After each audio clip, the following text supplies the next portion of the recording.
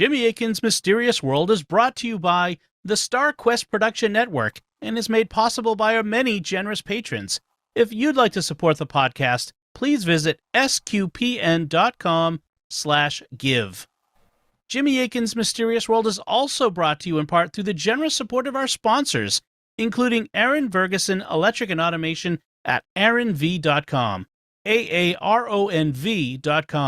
making connections for life for your automation and smart home needs in North and Central Florida. You're listening to episode 184 of Jimmy Akin's Mysterious World, where we look at mysteries from the twin perspectives of faith and reason. In this episode, we're talking about whether there was a conspiracy in the American government that had advanced knowledge of the Pearl Harbor attack. I'm Dom Bettinelli, and joining me today is Jimmy Akin. Hi, Jimmy. Howdy, Dom. Folks, be sure to stick around to the end of the episode as we'll have your feedback on our recent episode on the Greenbrier Ghost. But first, on December 7th, 1941, 80 years ago this week, Japanese forces attacked the U.S. naval base in Pearl Harbor, Hawaii, devastating the American Pacific Fleet. This led to America entering World War II, but most of the American public had wanted to stay out of the war. And in subsequent years, allegations were made that the U.S. had advanced warning of the Pearl Harbor attack, but let it happen anyway. Some have charged that President Franklin Roosevelt even provoked the Japanese attack in an attempt to get around the American public's isolationism. So what's the truth? Did the U.S. government know about the Japanese attack before it happened? Did they let it happen anyway? And was it deliberately provoked? And that's what we'll be talking about on this episode of Jimmy Akin's Mysterious World. So, Jimmy, what do we need to say before we begin? This week we're doing a crossover episode with another StarQuest podcast called American Catholic History. It's a 15-minute weekly podcast by Tom and Noel Crow. They'll be covering faith-related aspects of Pearl Harbor on their show, and they'll be doing the voice work on this episode of Mysterious World. So after you listen to them here, be sure to check out American Catholic History, which is available wherever you listen to podcasts. Also, this week's episode is part one of a two-parter. We're going to look at the countdown to Pearl Harbor in this episode and events that preceded it, and then we'll introduce a major character in our story who plays a prominent role in what happened leading up to Pearl Harbor. He's a man that not a lot of people know about, but he's really important to the story. And then next week, we'll talk about what he did and what his involvement in Pearl Harbor was. Jimmy, in today's introduction, we mentioned the idea that the U.S. government either let the Pearl Harbor attack occur or that it even made it occur. We've heard that let it happen, make it happen language before. Yeah, back in episodes 171 and 172 on the September 11th attacks, we discussed the idea that the U.S. government also had this type of involvement in 9/11. Some claim that the government knew about 9/11 in advance, but deliberately let it happen anyway. This is known as the let it happen on purpose theory. And others have claimed that the government in some way caused the 9/11 attacks. This is known as the make it happen on purpose theory.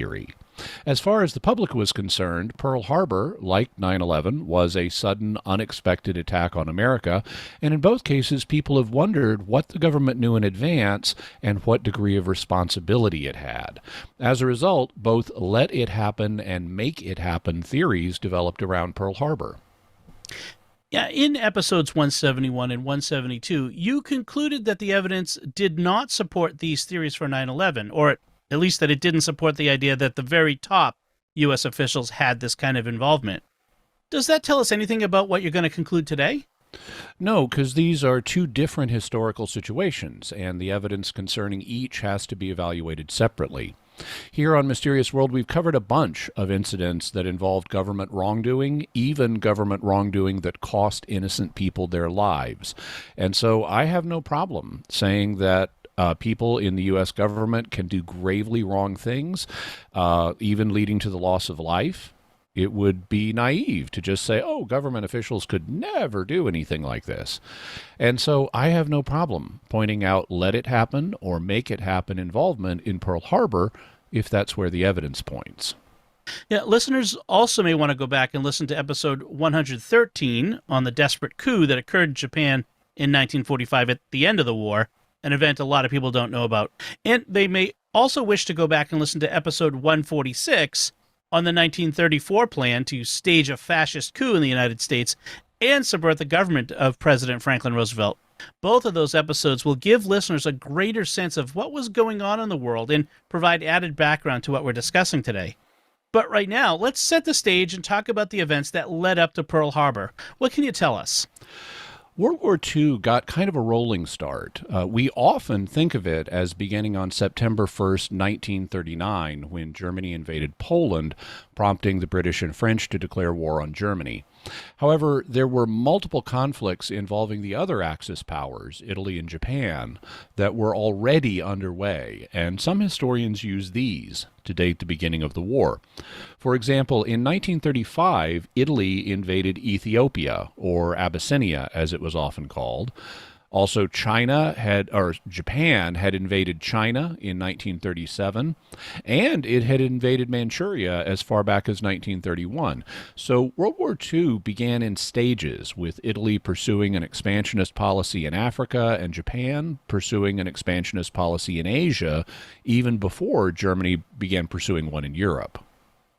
The position of the Soviet Union with respect to the Axis powers was complex. What was going on with it at the time? Well, on the one hand, the Soviet Union did not get along with Japan at all. The two nations had fought the Russo-Japanese War back in 1904 and 1905, and the Japanese kicked Soviet butt. So the Soviets viewed an expansionist Japan as a real threat on their eastern flank. Then, in 1939, the two nations got into conflict again, this time over a border dispute between Mongolia, which was a communist satellite allied with the Soviet Union, and Manchukuo, a puppet state that Japan had set up after it conquered Manchuria. With a big war in Europe on the horizon, Russia didn't want to be fighting a war on two fronts, both its Western European side and its Eastern Asian side, so Stalin did two things to prevent this. First, in August 1939, he endorsed the Molotov-Ribbentrop Pact, which was a non-aggression agreement between Germany and the Soviet Union, so they promised not to attack each other and instead carve up territories in Eastern Europe between them. Also, second, in September of 1939, the Russians signed a ceasefire with Japan, ending the conflict in Asia. And what about the position of the United States at the time? After the United States had participated in World War I, a lot of people thought that we really shouldn't get into another such conflict. They were opposed to that. European powers had been fighting each other for centuries, and a lot of people felt it really wasn't our battle, and they needed to work out their disputes themselves. The Encyclopedia Britannica states, Congress and much of the American public continued to favor neutrality, convinced that their country's participation in World War I had been a grave mistake. Americans supported a series of neutrality laws enacted in the 1930s to prevent a repetition of the pre-1917 events that drew the United States into the fighting. So we actually had bound ourselves by law to remain neutral to stop us from getting into another conflict like World War I. It was so bad. Also, the U.S. was reeling from the Great Depression that dominated the 1930s, so there were lots of problems at home to deal with. And people did not want to get involved in another massive bloody war when the nation was hurting so much already. But not everybody agreed. There were people who were very concerned about the situation in Europe, and one of them was the president, who at the time was Franklin Delano Roosevelt, or FDR, as he was called. Did Roosevelt want to get the U.S. into the war? That's one of the key questions in this mystery. But certainly prior to the Pearl Harbor attack, he said that he did not. Still, he was performing actions, which we'll discuss, that certainly make it look like he was getting the nation ready for war, and many were suspicious that that's exactly what he was doing. So suspicious that it became an election issue in the 1940 presidential election. At the time, FDR was running for a third term in office, which is something no president had ever done before. Previously, going back to George Washington, no president had served more than 2 four-year terms before voluntarily retiring from office. But at the time, there was no law prohibiting this. A president could run for as many terms in office as he liked, just like a congressman or a senator can. There is a law now. After Roosevelt ended up serving 4 terms, the public was convinced that this was too much, that no president should remain in power for that long. So in 1947, just 2 years after Roosevelt died, Congress passed, and then in 1951, the states ratified the 22nd Amendment to the U.S. Constitution, which says that no person can be elected to the office of president more than twice. But even though that wasn't the rule in 1940, there were a lot of people wanting to make a change. In September, Roosevelt's opponent, Wendell Willkie, was polling just 0.2%, 0.2 of a percentage point, behind Roosevelt, although at that point a lot of people still hadn't made up their minds. In late October, just a couple of weeks before the election, nearly everyone had made up their minds, and Willkie was still within 4% of Roosevelt, which meant he was in striking range. And there were growing concerns about whether Roosevelt would take us into the war. Encyclopedia Britannica states, during the contest against the Republican nominee, Wendell Willkie, Roosevelt repeatedly declared his intention to keep America out of war unless it was attacked by a foreign power. Later, in response to Willkie's warnings that the president's re-election would mean wooden crosses for American boys, who, he said, were already almost on the transports, and an October surge in the polls brought Willkie to within 4 percentage points of the president. And as John Koster writes in his book Operation Snow, while Hitler was bombing London and U-boats were sinking British ships in the Atlantic, Franklin Roosevelt was running for an unprecedented third term as President of the United States, and 80% of Americans polled said they wanted to stay out of war unless the United States were attacked. The Selective Training and Service Act, the first peacetime conscription in American history, was passed in September over the protests of pacifists and conservatives alike. The first 12-month draft notices went out in October. Roosevelt desperately wanted to help Britain, but he also desperately wanted to get reelected.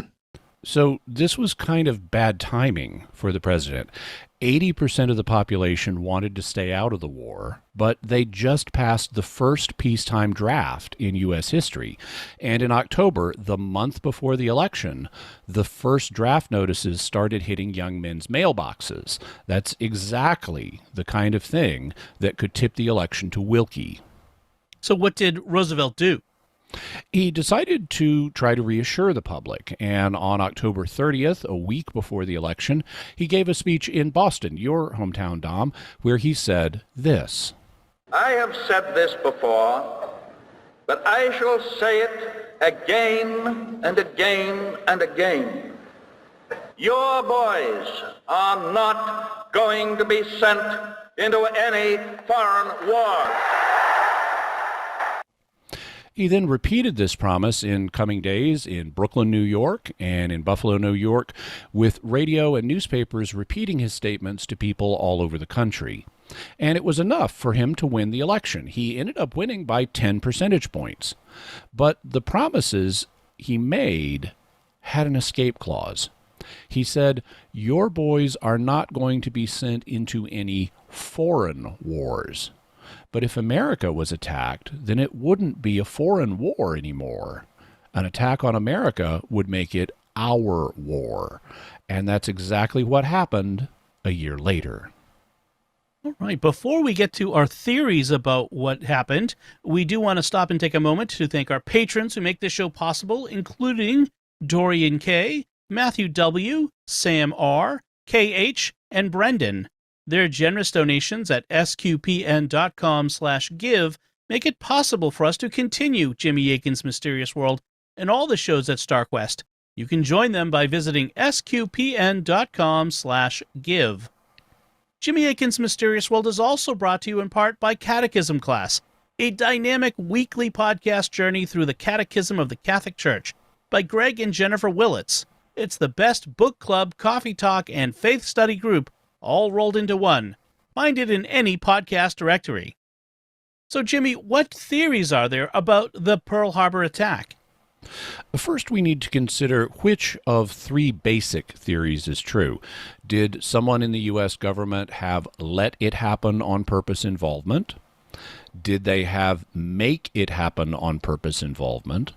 Or did it happen without officials purposefully allowing or causing it? Second, if someone was involved, who was it? Was it President Roosevelt himself? Was it someone close to FDR in the hierarchy? Or was it someone way down in the food chain? We also need to look at what the motive would have been, and we'll have some final matters to discuss from the faith perspective, depending on what we find. Okay, what can we say about the Pearl Harbor attack from the reason perspective? Let's start with the question of who in the U.S. could have known of or provoked an attack on Pearl Harbor before it occurred. Hypothetically, any number of people in the U.S. government, military, or intelligence services could have had advanced knowledge of the attack and decided to allow it to happen for some reason. The government, military, and intelligence services today are absolutely massive, and while they weren't as big in 1941, they were still quite large, with thousands of people involved. So there's no way I can eliminate the possibility that somebody in the vast apparatus was aware and let it happen on purpose, but that's not really the question people are interested in. If it turned out that some low-level analyst or agent got advance word of Pearl Harbor and chose to do nothing about it, that would be bad, but the blame would be on one low-level guy, not a big, sinister, high-up conspiracy. That's what people really want to know, if higher-ups were involved, the people who had real power and influence. Then let's go right to the top. What about FDR? Why would he want to let or make Pearl Harbor happen?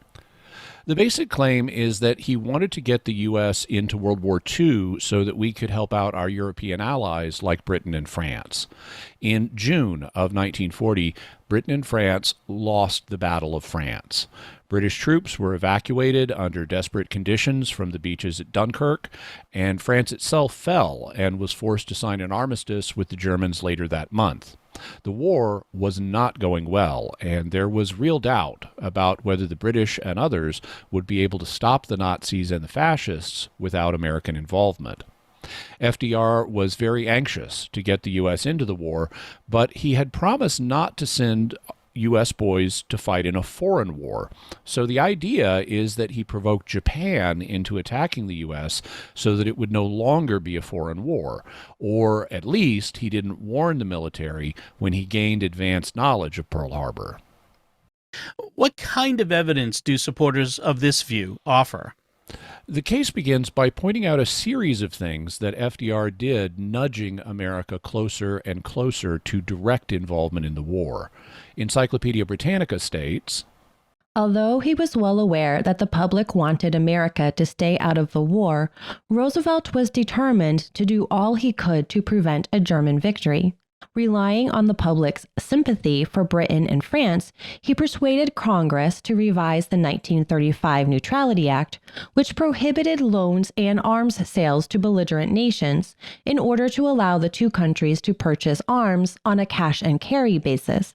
That is, on the condition that they pay immediately in cash and transport the arms themselves. He argued that the revision was the best way both to keep the United States out of the war and to guarantee a British-French victory. So now the legal impediments requiring American neutrality had been weakened, and the cash and carry policy was a famous milestone of this era. After the fall of France in 1940, Roosevelt looked for other means to prevent Britain's defeat. Raising the specter of a German invasion in the Western Hemisphere, he convinced Congress to enact the first peacetime draft in U.S. history. Although he justified the measure as necessary for national security, some contend that it was not purely defensive. In fact, they argue it was a major step in preparing the United States to enter the war in Europe. About the same time, following negotiations with British Prime Minister Winston Churchill, Roosevelt agreed to transfer 50 World War I-era U.S. destroyers to Britain in exchange for 99-year leases on 8 British naval and air bases in the Western Hemisphere. Again, Roosevelt characterized the agreement as a defensive measure, describing it as the most important action in the reinforcement of our national defense since the Louisiana Purchase in 1803. For others, however, the deal decisively ended American neutrality and made U.S. involvement in the war inevitable. In this view, they are in agreement with Churchill, who believed that the exchange set in motion a process that no one could stop. Like the Mississippi, Churchill said, it just keeps rolling along. So U.S. involvement in the war now seemed inevitable, but Roosevelt took additional steps to move us closer. With his re-election in 1940, Roosevelt believed he had a blank check to push the country closer to war, according to some. In a December fireside chat, he reiterated his determination to keep the country out of the fighting, but also emphasized that the best path to this end was through unrestricted aid to Britain, declaring that we must be the great arsenal of democracy. Having won the approval of 80% of his listening audience, he looked for ways to ensure that Britain got the war material that American factories were increasingly able to provide. In response to Churchill's declaration earlier that year that the moment was fast approaching when we, Britain, shall no longer be able to pay cash for shipping and other supplies, Roosevelt proposed the Lend-Lease program, which authorized the president to provide aid to the British on the condition that after the fighting they would return, in kind, the guns and ships loaned to them. It was, Roosevelt told a press conference, the same as lending a garden hose to a neighbor to help put out a fire that could burn down your house as well as his. In the midst of your neighbor's crisis, you would not ask him for the cost of the hose. Rather, you would lend it to him on the understanding that you would get it back, or it would be replaced if it was destroyed once the fire was doused. Although congressional approval and White House implementation of Lend-Lease made the United States all but a belligerent in the fighting, it proved insufficient to bring the nation directly into the war. The Lend-Lease program was another famous milestone of this era, and it did make us all but a belligerent in that we were now giving war supplies to Britain with no charge at all at the present, but only a promise of repayment maybe someday if they ended up winning. Almost the only thing we weren't doing was sending our own men into combat. But, it's argued, Roosevelt was working on a way to achieve that too. Throughout 1941, according to some, Roosevelt was trying mightily to find a convincing rationale for directly entering the European conflict. After the Nazi attack on the Soviet Union in June and incidents in the North Atlantic between German submarines and 2 American ships, the freighter Robin Moore and the destroyer Greer, Roosevelt ordered the Navy to escort convoys of American and later Allied ships and to shoot German and Italian warships on sight. And with shoot-on-sight orders, the U.S. had clearly abandoned any pretense of neutrality. You're not neutral in a conflict if you attack a given country's vessels as soon as you see them, without giving them a chance to leave, negotiate, or even surrender. Shoot-on-sight means you've adopted a clearly non-neutral, aggressive posture, and that means you're at war despite the absence of a formal declaration of war. Despite the existence of an undeclared naval war between Germany and the United States, however, Roosevelt hesitated to ask for a formal declaration because most of the American public still supported neutrality. At this point, according to some, he believed that he could obtain a public consensus in favor of war only if the country were attacked by a foreign power. And so the proposal is that he either maneuvered Japan into attacking us or at least did nothing deliberately when he learned that Japan was about to attack. In later years, this was referred to as the backdoor to war strategy. Roosevelt couldn't get a formal declaration of war and proceed to war by the front door, so he went through the back door instead by causing or letting us be attacked. But wait, if Roosevelt caused or let us be attacked by Japan, what would lead to a war in the Pacific rather than Europe? Even if we went to war with Japan, there's no guarantee that we'd end up fighting in Europe and helping the British.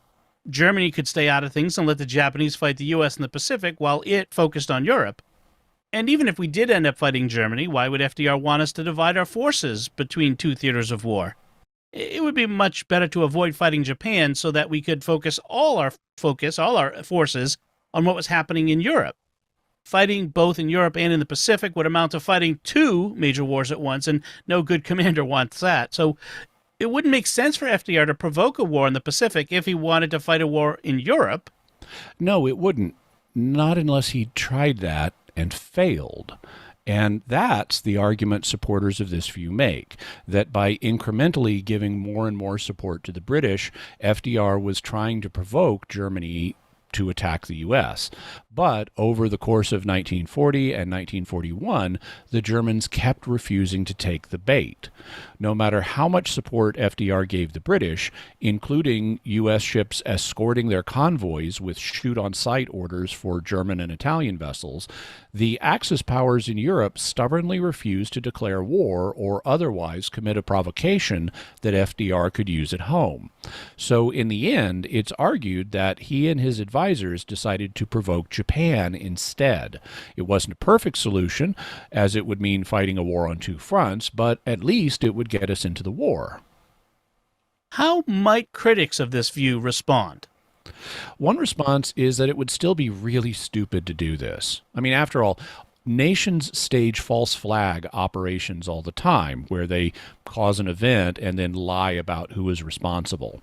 If FDR wanted to get us into the war in Europe, he could have staged a false flag operation in the Atlantic and then blamed the Germans. In fact, a German U-boat had sunk at the American cargo ship SS Robin Moore in May of 1941. If they'd sunk a military vessel, or if Roosevelt had a false flag sinking of a military vessel, even a Navy ship without any sailors on it, that would have been an act of war that he could have used as a pretext. So one response would be that he didn't need the attack on Pearl Harbor, and that it would have been stupid to provoke or permit it when there were easier ways to achieve his goal.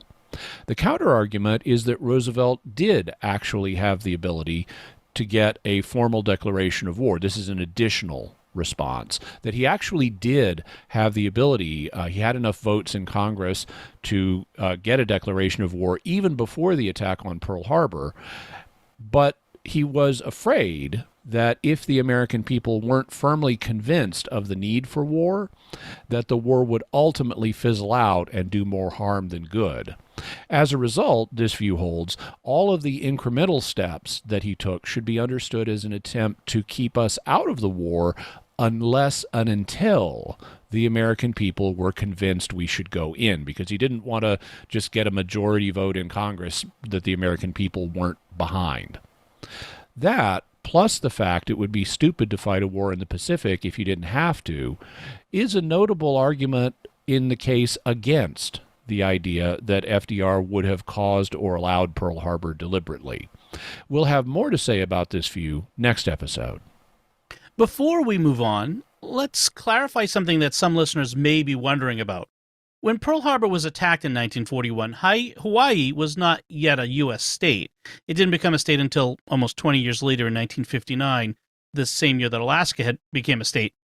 So how would an attack on Hawaii, which wasn't yet part of the U.S., make this a war involving America rather than one of the foreign wars that FDR promised we wouldn't get into? The fact Hawaii wasn't yet part of the U.S. would take the edge off the situation somewhat.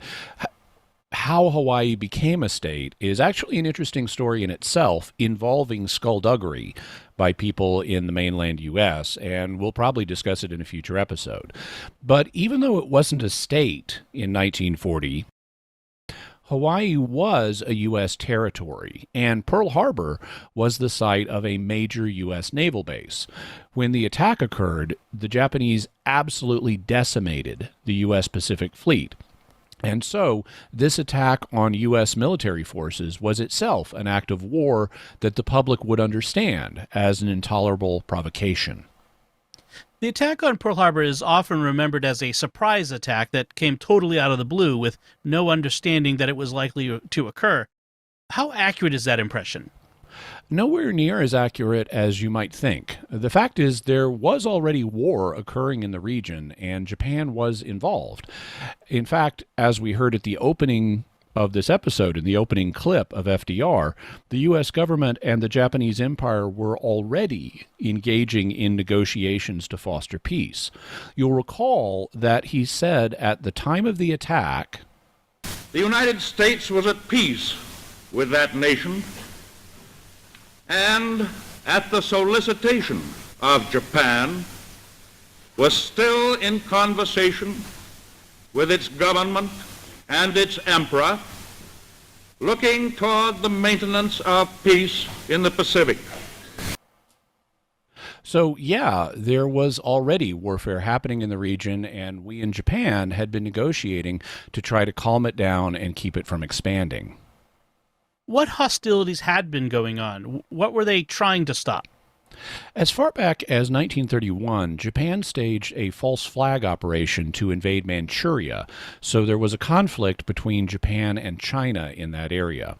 Japan also shelled the U.S. gunboat Panay, so tensions between Japan and America existed.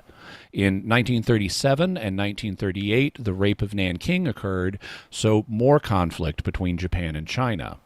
In 1939, Japan attacked a city in Hunan, China, and by now the Second Sino-Japanese War was underway, so Japan and China were engaged in a full-scale war. Japan also invaded French Indochina, which in modern terms includes Vietnam, Cambodia, and Laos. So Japan was not playing well with others at this time. And they needed supplies like minerals, military parts, and oil to fuel their expanding war effort. But those were getting hard to come by because in 1939, the U.S. declined to renew a trade agreement, a trade treaty with Japan, and instituted export control acts against things that Japan wanted for its war effort. They then tried to negotiate with the Dutch to get the supplies from the Dutch East Indies, meaning modern Indonesia, but those negotiations didn't work out. Meanwhile, back at the barn, in June of 1941, the Nazis broke their non-aggression pact with the Soviet Union and attacked Russia in what's known as Operation Barbarossa or Operation Redbeard. The next month, in July 1941, the Japanese were planning to invade the eastern part of the Soviet Union. But in response to Japanese aggression, the U.S. and Britain froze Japanese financial assets and implemented an oil embargo on the nation. So Japan, resource and money shy, dropped its plans to invade the Soviet Union for the moment. Unwilling to give up on its territorial ambitions, such as those in China, but in need of supplies for its expansionism, Japan thus started planning for an additional war. What were they hoping to achieve? Basically, they wanted to seize European colonies in the Pacific. That would let them gain the war resources they needed, like the oil in the Dutch East Indies or Indonesia, and it would leave them in a good position because once they had the colonies, they'd have the resources they'd need, and they'd only have to fight a local defensive war against the Allies, who would be overstretched due to having to project force over vast global distances. And with the Allies also distracted by the war in Europe, where Britain and France, where Britain was still fighting to hold on, the Allies wouldn't be able to make as effective a response. They figured that they could grab the colonies they wanted quick, then wait out the Allies fighting a defensive war until the Allies were ready to negotiate peace with them, which would also allow them to pursue their ambitions in the East Asian mainland, like China and the Eastern Soviet Union. So Japan was already at war and needed supplies for its hostilities, and thus people were worried that it would lash out in a new way and try to take those resources by force. Hence, there had been negotiations, like the ones FDR mentioned, occurring during 1941 to try to contain the situation and foster peace. Did those negotiations have a chance of succeeding? Here's where a new character enters our story. His name was Harry Dexter White, and he was born in 1892 in Boston. In 1941, he was working as a senior official in the U.S. Treasury Department, just under the Secretary of the Treasury, Henry Morgenthau, Jr. He thus had 1 degree of separation from President Roosevelt. The president was advised by his cabinet official, Henry Morgenthau, and Morgenthau was advised by Harry Dexter White. White was an economist and a very smart man. In later years, he would help create the Bretton Woods Agreement, which regulated international finances for decades after the war. And we discussed the Bretton Woods Agreement back in episode 136 on the Great Reset. Harry White also was a key architect of the International Monetary Fund and the World Bank. And he was the first U.S. director of the International Monetary Fund. So he was quite a mover and a shaker. And why is he relevant to our story today? Because he was a mole and an agent of influence working on behalf of the Soviet Union's NKVD secret police agency, which was a predecessor to the KGB. And we know that for a fact. We also know that he had a significant role in steering U.S. policy in the direction that led to an attack on Pearl Harbor. And that's what we'll talk about next time. Wow. Okay, before we go on, we do want to thank Tom and Noel Crow of American Catholic History for doing the voice work in today's episode. American Catholic History is a weekly podcast in which Tom and Noel tell us some fascinating part of Catholic history in the U.S. in about 15 minutes, going all the way back to the 1500s up to today. They tell the stories of people and places, not just the saints, but even ordinary Catholics who've made interesting contributions. You can check out the podcast at sqpn.com/history or wherever fine podcasts are found. So, Jimmy, while we wait for next week, what further resources can we offer to the listeners and viewers on this topic? We'll have a link to the American Catholic History podcast, so you can check that out. Also, John Koster's book, Operation Snow, an article on the Pearl Harbor Advanced Knowledge Theory, the Encyclopedia Britannica article on the backdoor to war theory, and the original video of FDR's speech that we've been hearing from. Excellent. So we mentioned that we have mysterious feedback this week from our Greenbrier Ghost episode. But before we get to that, Jimmy, we've got a new way for listeners and viewers to give us their feedback, right? Yeah, so we've started to have more audio feedback, and we try to use audio feedback whenever possible. So to make it easier for people, I set up a Google Voice number that people can call and leave their audio feedback. If you'd like to send us your feedback, all you have to do is, you're welcome to send it by email or, by commenting in a forum, but if you'd like to send us audio feedback, it's easier than ever. All you need to do is call 619-738-4515.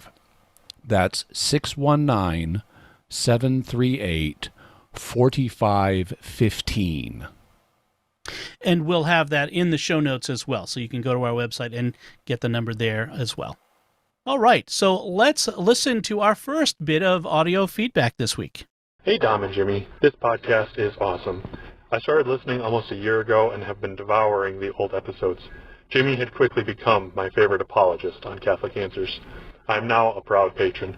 I wanted to submit audio feedback, as I've heard you've always used that. I think my own voice sounds funny when listening to recordings. I'm sure Jimmy knows why that is, as I've heard and agree with the theory that Jimmy is an all-knowledgeable, interdimensional alien robot with great beard. On this last episode, when you talked about the Greenbrier ghost, at the end you mentioned the possibility of merch. I too have been thinking about that and had a couple t-shirt ideas. The first, and my favorite shirt idea, across the front would read, Aliens, because it's always aliens. And the back, Demons, because it's always demons. With the mysterious world icon so people can know where it comes from and how to find you. The second t-shirt idea came from an episode I was listening to when you said, never underestimate the power of or. That could go on a shirt too. I love the podcast and I'll keep working on sending more people to it. Keep it up. Thank you very much, Riley. And thank you for becoming a patron. It's really important. It helps the show and the network keep going. The reason that our voices sound funny to us when we hear them recorded is because when we're actually speaking, we're getting more information than what goes out into the air and gets recorded on the tape. Because, as you know, voices or sounds are vibrations in air, and the vibrations that we make with our vocal track, including our vocal cords and our mouth and so forth, don't just go into the air. They also go into our flesh and our bones in our head. And so those internal vibrations are part of what we experience. They make their way, being transmitted by flesh and bone, to our ears, where they supplement the sound of our voice also coming through the air. And so when we're speaking, we're getting two different sources of vibrations, the internal ones traveling from our vocal tract and the external ones traveling through the air. Whereas when other people hear us speaking, or when our voices are recorded on a device, it only gets the external vibrations in the air. It does not pick up the internal vibrations that we also hear. And so that's why our voices sound different in our heads than they do on recorded instruments. Having said that, if you listen to yourself enough, you get used to it. I've been doing radio for over 30 years now, and to me now, my recorded voice is no surprise to me. So it doesn't sound funny anymore. I hear myself and, oh, that's me. Okay, no big deal. The interdimensional robot theory you mentioned is interesting. The theory that I've heard more is that I'm a time traveler, that I'm a time lord. And I've even thought about letting someday the patrons pick my Time Lord name, but we haven't done that though thus far. And also, thank you for the merch suggestions. We do have some merch in development, and we'll be letting you know when it comes out. Awesome. And here's our next bit of audio feedback. Hello, Jimmy and Dom. I am Renix. I'm the one who sent you that alien fan art that I'm really proud of. I was so amazed when you actually mentioned it, and I'm really happy that you did. I can't really think of a dragon sighting that you could talk about either, but a video of you and Dom reacting to videos that are on YouTube would be enough for me. I saw this video on YouTube about some weird ghost twin phenomena thing that's rare as far as we know. I know that's probably not the best subject for a 12-year-old girl, but I already know about it, and I would like to get your input. You can find a video of it on YouTube. I'm using my dad's computer to record this. Anyway, thank you. My favorite episodes are the Border Patrol Mystery, Wizard Clip, and Exposing FBI Secrets. Keep it up. Thank you very much, Renix. I'm not surprised that Border Patrol and Wizard Clip would be among your favorite episodes since they both involve ghosts. Interesting that you would take such an interest in the Citizens Committee to investigate the FBI and their activities back in 1971. But good for you. Knowledge of civics and government history is a good thing. In terms of dragons, I know you're a big fan of dragons, and I don't know I haven't seen dragon videos, and I'm not really dragon sighting videos on YouTube. I mean, I'm sure I could search for them, but I haven't seen them thus far, and I'm not experienced in doing reaction videos. If Dom and I were to do ones, we'd probably be pretty skeptical, and so it might be a little disappointing. But what I do think we're going to do in the future on Mysterious World is have an episode about dragons, because there is stuff to say about dragons and where dragon stories come from, and so we should be looking at them in the future, and I hope that will meet with your approval.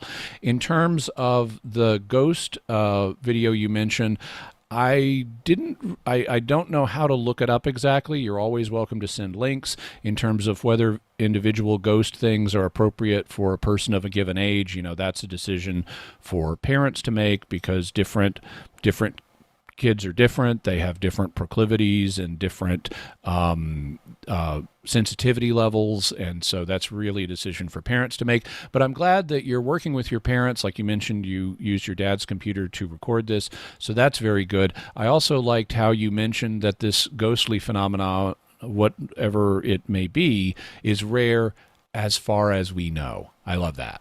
Very good. Nice qualifier. Yes, excellent. That shows some critical thinking. Also, I must say, dragon episode, oh yeah. I look forward to that. So our next bit of feedback comes from Michael, who left a comment on Facebook, who wrote on the Greenbrier Ghost, "What an amazing story. I tend to agree with your conclusions that the husband did murder his wife. I'm just glad that this trial did not set a precedent. Cue the X-Files music." Yeah, well, it's interesting. I don't know to what extent it did or didn't set a precedent. I mean, it's pretty rare to have testimony involving a ghost admitted in court, but there may be some more out there. I don't know. Also, I'm pretty sure it has happened in prior cultures. It's maybe unusual here in America, but if you go back in history, I would imagine you can find some cases where it does happen. In fact, actually, one of the movies, there's a very famous Akira Kurosawa movie called Rashomon, which involves a crime that's committed in the woods and different people's perspectives on it, and one of the people's perspectives is someone who died, and so you get ghost testimony in Rashomon. I wonder if there is U.S. case law on ghost testimony. There's someone who's got access to legal stuff like that may be willing to look that up. Love to know. I'd love to cover additional cases of that. Yeah. Our next feedback comes from Ben and Autumn on Patreon. They wrote, "This was a fascinating episode. Amazing mix of ghost story, whodunit, and courtroom drama. I enjoyed the reenactment segment as well. Now I'm curious if there are other times where ghostly testimony was allowed in court." Yeah, as we said, I'd love to know too. If nothing else, it would give me, if there are, and I can get access to decent sources, it would let us do more episodes on a similar theme. And then Francisco sent an email who wrote, "Great episode. I was disappointed, though, because I was rooting for Edward Shue to be innocent."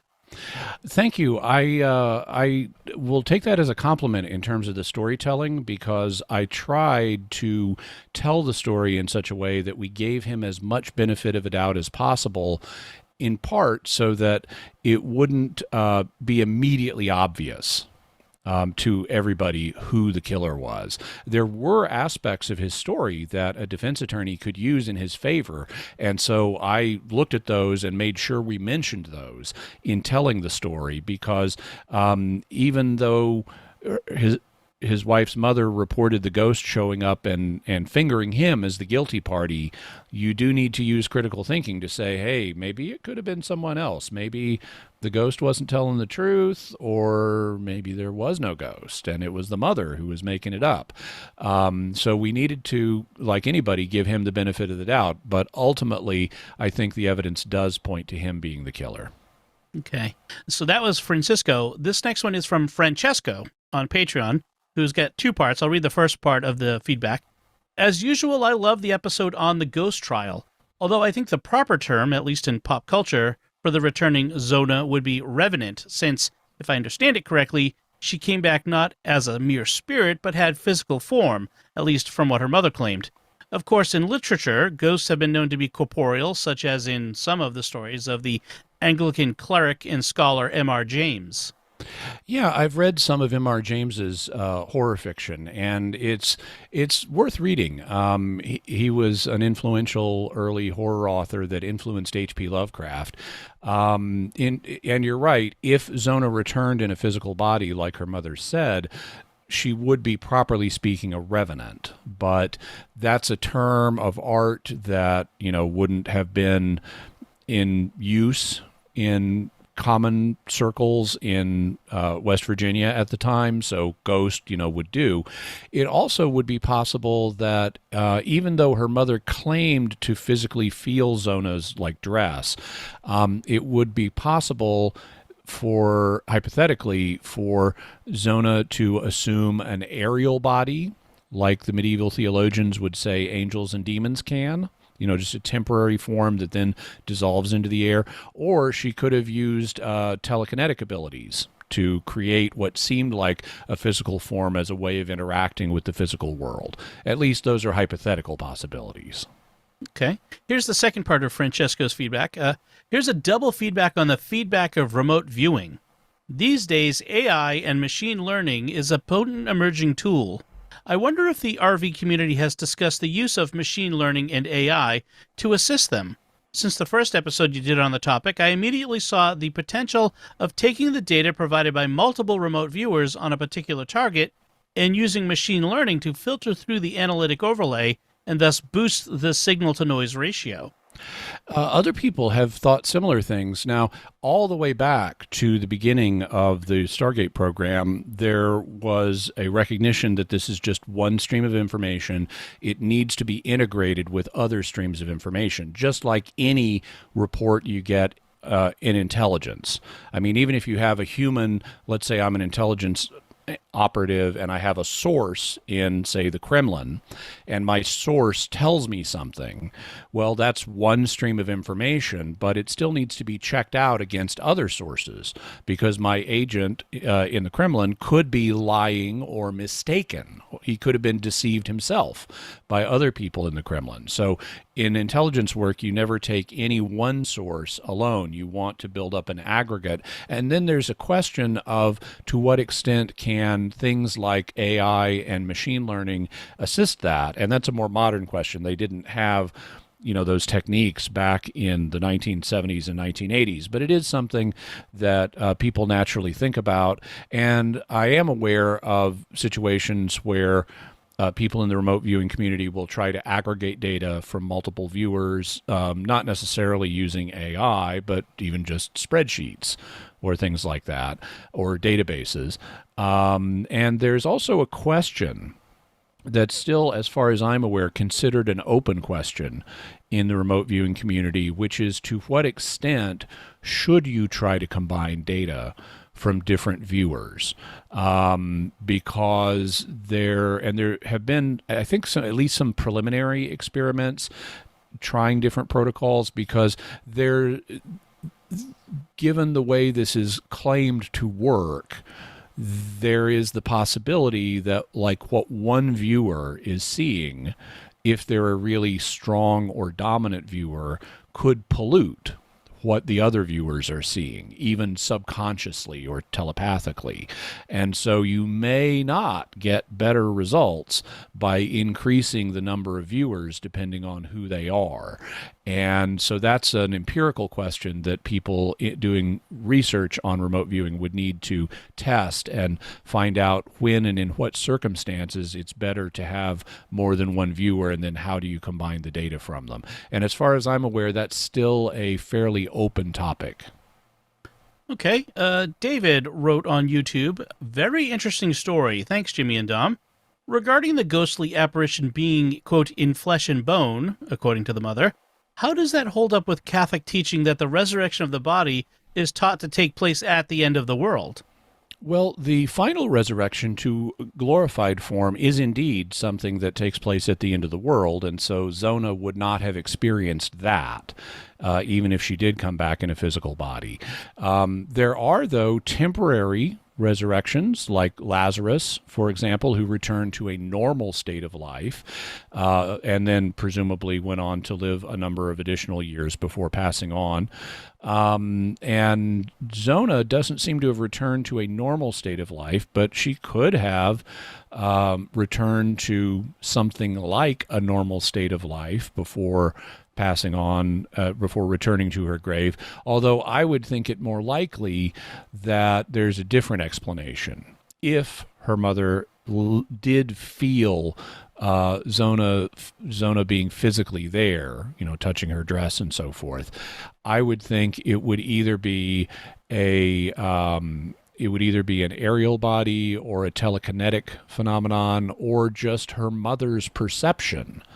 Her mother's subconscious filling in the details as she tried to touch the dress, and it was a sensory impression that wasn't objectively based in reality. So I would think those would be possibilities as well, assuming there even was a ghost, of course. Jeff sent an email. He wrote, "Thanks for another great show. I'm surprised your links for the Greenbrier Ghost did not include Sharon McCrum's novel, The Unquiet Grave, which was based on the story of Zona Heaster's murder. McCrum comes to conclusions similar to yours, supported by a great deal of research in original county records, trial transcripts, and genealogical historical records of the major players. It's the perfect complement to your show." Well, thank you, Jeff. I think my memory is that I think I remember seeing Sharon McCrum's novel when I was looking for books and resources on this, but I didn't read it because I knew it was a novel, and so I knew it would be fictionalized, and that would make it harder for me to figure out what was historical and what was invented by the author. And so that would have slowed down my research rather than helping it proceed efficiently. At least if it was a normal novel. I mean, maybe it would have detailed footnotes about where I got this, but typically novels don't have that. Also, I try not to recommend things that I haven't read thoroughly. Sometimes with a nonfiction source, I will include it as a possible resource for listeners, even though I haven't been able to go through it all. I trust listeners of the podcast to use critical thinking when they are going into a resource,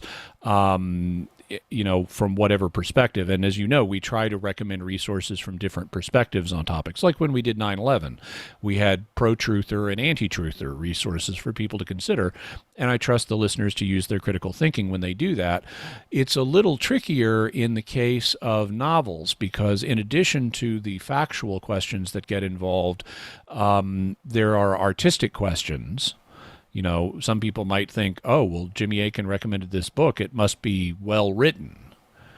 And that's a subjective opinion. And so you never know also what you're going to get in a novel. I mean, this is a husband and wife novel where the wife ends up murdered. There could be some intense and disturbing stuff in that novel. And I wouldn't want to recommend it not having read it thoroughly. So I tend not to recommend works of fiction on the show, and especially ones that I haven't read. The next feedback comes in multiple parts. I should say, but listeners can take Jeff's recommendation of the novel and consider whether they would like to get it. Okay. So like I said, our next email is in multiple parts, so I'll read them in separately, and you can respond to them. This one you can read all together. Oh, okay. All right. So it's a lengthy one, but I'll read it all together. Sally sent this email. She said, "I lived in Greenbrier County, West Virginia for 28 years before relocating to a warmer climate. I lived in West Virginia for the first 61 years of my life. While living in Lewisburg in Greenbrier County, I was hired as a teacher of the gifted in 1984. I had a number of rural schools located throughout the area. In 1985-86, as I recall, my junior high students from one of my schools completed a research project on Zona Heaster Shue. We did live interviews with relatives of people who were alive at the time of her death and the subsequent trial of Trout Shue. We went to the house where she was murdered. We went to the courthouse in Lewisburg and read the files and looked at court records. We had an elderly gentleman walk us through the woods to where her mother's house stood, where her body was taken after she was killed, and we went to the cemetery. When her body was exhumed, it was taken to a school to be examined, but the school is no longer standing.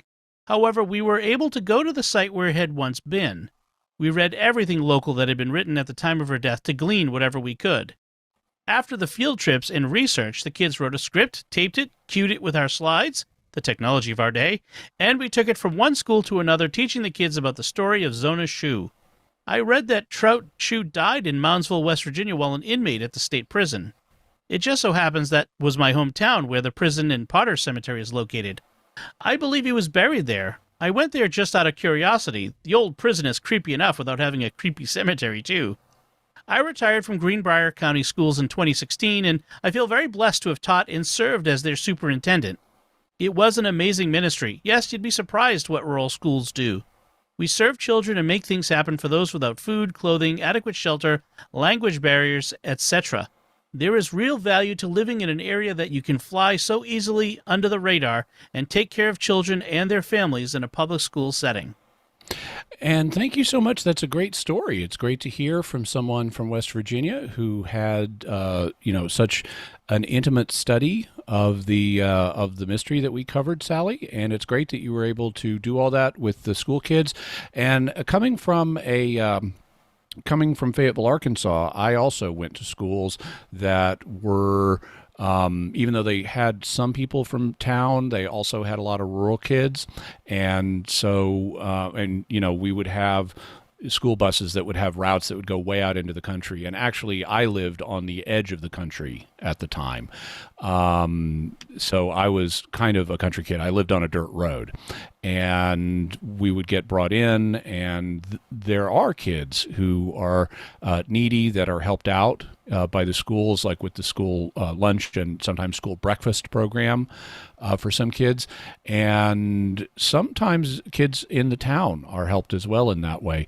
I remember once when I was 7 years old, I was going over to the house of a friend for the first time, and I was going to go over after school, and we were going to play, and then we are going to have dinner. And he was all excited because the fact I was a guest, that I was coming over for dinner, meant that his family got to have meat that night. And that was a bit unexpected to me because meat was not abnormal in my family. It was something we regularly ate with dinner, but his family was down on its luck enough that they could not afford meat except as a special occasion thing, like when a guest came over. Wow. Amazing. Brianna, I then, as a young adult, as a starving grad student, went through my own poverty phase where I could not afford cheese. And my mom was once taken aback when I referred to cheese as rich people's food. Yes, the infamous ramen diet of college students. Yeah. So Brianna wrote this comment on YouTube. Very interesting that the apparition was allowed in a court of law. While listening to this episode, I couldn't help but think that there's no way any of the ghost evidence would have been seriously entertained had this case happened in present times. Another moment I found indicative of this case not being modern was when Mary was being questioned by the defense attorney. In her response to him asking if she believed that the scriptures contain the word of God, she responded by saying, "Yes, sir, I do. Don't you believe it?" I think we've come to a point where it's very rare to assume these days that anyone would believe it, especially someone in the judicial system. Yeah, and there was skepticism regarding the ghost testimony even in her own day. In fact, it was the defense counsel that introduced it as an attempt to discredit her. But it didn't end up discrediting her, or at least not enough to convince the jury. So it kind of backfired on them to bring that testimony into court. And I can imagine defense attorneys doing something like that today. If you have someone who says, yeah, my daughter's ghost appeared to me and fingered him, I can imagine skeptical defense attorneys trying to bring that into the court record to discredit the witness, just like they might bring other things in that they thought were evidence of lying or mental illness. And the question would then be up to the jury of what do they think of that. Also, it is interesting to see the, yes, I believe in the scriptures, don't you? You wouldn't find that in as many courts of law today, but I can still imagine there would be places in the country where that kind of exchange could occur. Carl wrote on YouTube, loving all the pipes on Mr. Akin's shelf. Oh yeah, so for listeners of the audio version of the podcast, on one of the bookshelves behind me, I have some of my pipe collection. That's, I don't know, maybe a fifth of it.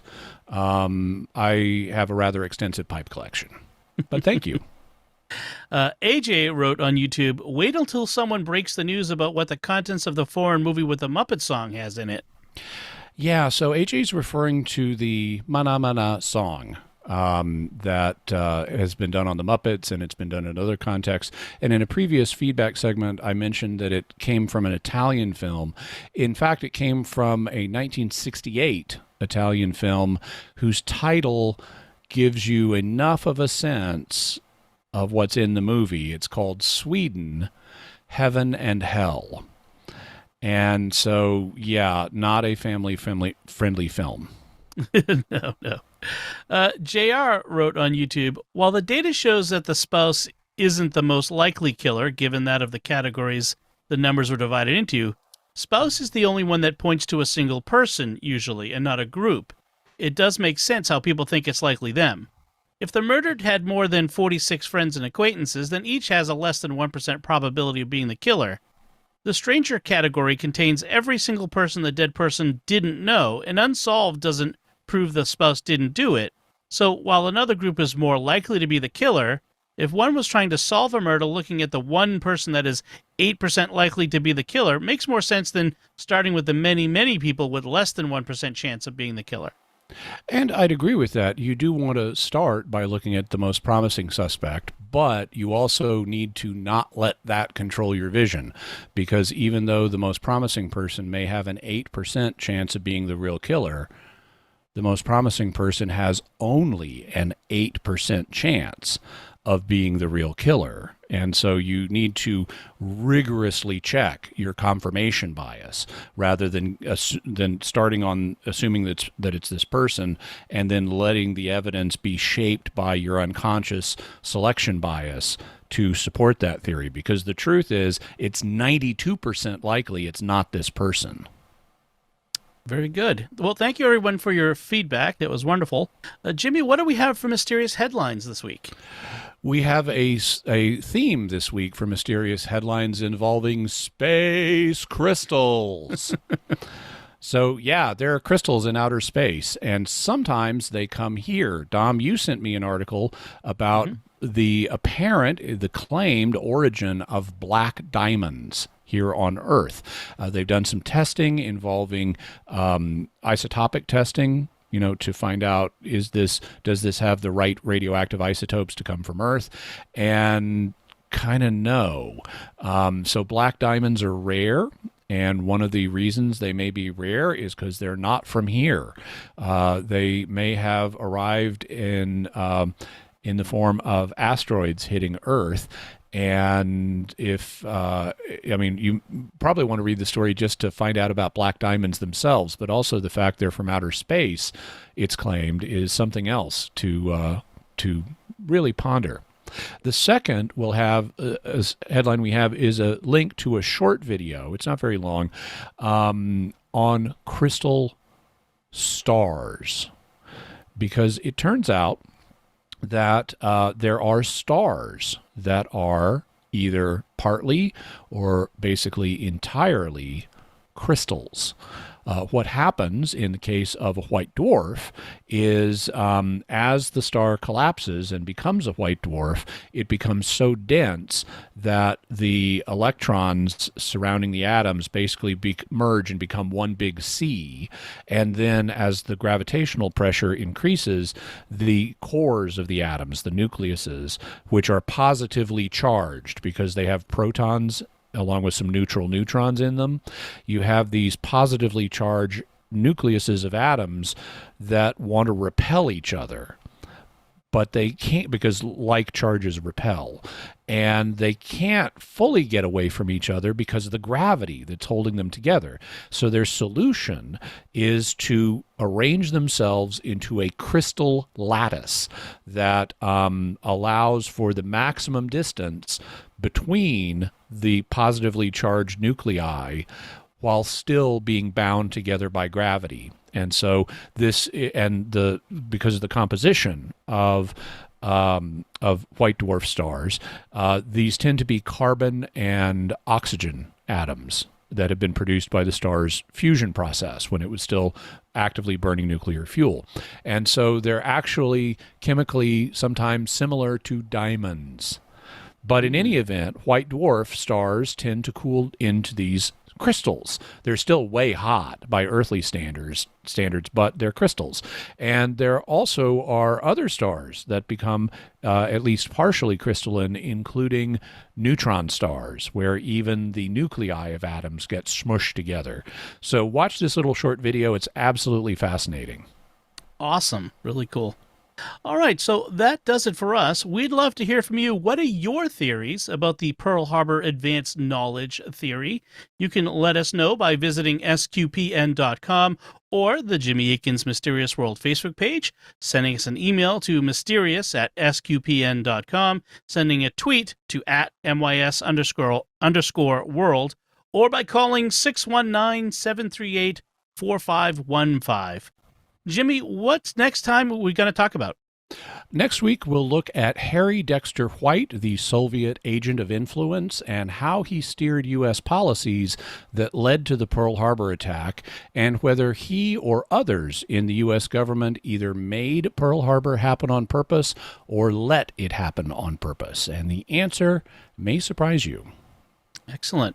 Folks, remember to like this episode on Jimmy Akin's Mysterious World on Facebook or retweet it on Twitter. You can find links to Jimmy's resources from our discussion and links to the mysterious headlines on our show notes at sqpn.com/mysterious. And remember, to help us continue to produce the podcast, please visit sqpn.com/give. Jimmy Akin's Mysterious World is also brought to you in part by Fear-Vento Law PLLC, specializing in adult guardianships and conservatorships, probate and estate planning matters, accepting clients throughout Michigan, taking into account your individual healthcare, financial, and religious needs. Visit fearventolaw.com, FIORVENTO law.com. Until next time, Jimmy Akin, thank you for exploring with us our mysterious world. Thanks, Tom. And once again, I'm Dom Bettinelli. Thank you for listening to Jimmy Akin's Mysterious World on StarQuest.